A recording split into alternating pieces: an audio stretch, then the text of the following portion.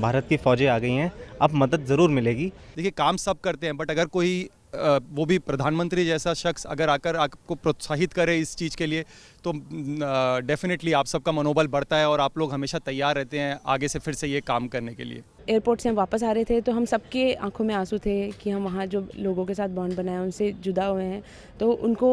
छोड़ते हुए हमें दुख हो रहा था, क्योंकि हमें लग रहा था कि हमारे बहुत ही करीबी हैं। हमारे एयरक्राफ्ट के ऊपर जो नेशनल एम्बलम लगा था उसके नीचे सब लोग चाह रहे थे कि हमारा सेल्फी हो जाए। प्रधानमंत्री का तो मैं पर्सनली एडमायरर हूँ, बहुत ही उनका जो काम करने का तरीका है, उनका जो जितना वो मेहनत करते हैं, मैं सोचता हूँ कि मैं भी उनकी जैसा मेहनत कर पाऊँ अपने देश के लिए। हम लोगों को देखते ही लोग खड़े होकर के स्वागत करते थे और लोगों के आंखों में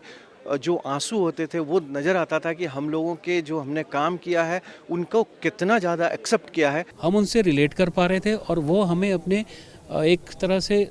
देवदूत की तरह हम लोगों को देख रहे थे कि जहाँ पर भी ये लोग हैं तो हमारी पूरी तरह से मदद होगी। जब हमारे देश के मुखिया हमको बुला के सम्मानित कर रहे तो हमारे लिए बहुत गर्व की बात है कि हमारे इस काम को अप्रिशिएट किया जा रहा है। जो मेरे जैकेट पहन रखी थी अपनी वर्दी के यूनिफॉर्म के ऊपर, तो मेरे दाएं साइड में मेरा इंडियन फ्लैग लगा हुआ था, जो वर्दी ऊपर उसमें ऑपरेशन दोस्त लिखा हुआ था। तो बार बार मेरे को वो जैकेट लेने की बोल रहा था कि अपनी जैकेट दे दो।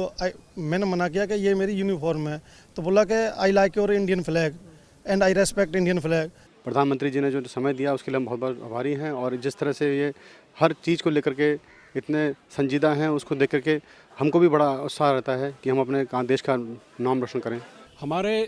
रेस्क्यू ऑपरेशन के तहत हमने अर्थक्वेक के 80 घंटे बाद और 104 घंटे के बाद 2